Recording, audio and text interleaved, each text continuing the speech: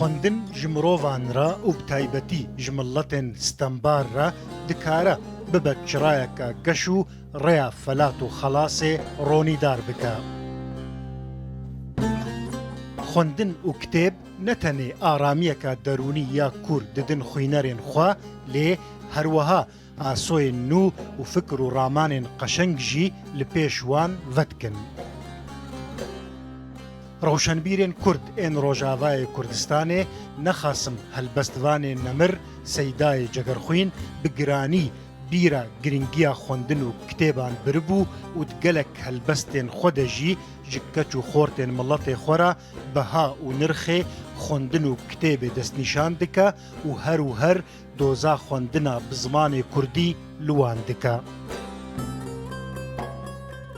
Cegerxwîn di helbesteka xwe ya navdar de pêşketina gelê Kurd bi خوندنê ve girê dide û diyar dike ku eger خوندن di nav xelkê de belav nebe û pirtûk û kitêb nebin beşeka rojane ji jiyana Kurdan, wê çaxê dê Kurd tu carî bi pêş nekevin û her dibin nîrê dijmin û neyaran de bimînin û baceka giran jî bidin.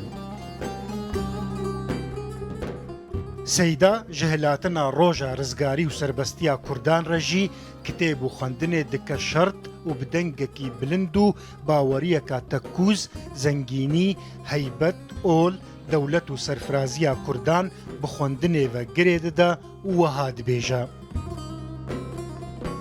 خوندن nebe kes naçe pêş, peyda dibin pir derd û êş, her dem dibin destê neyar, em dê bidin xûkî û bêş.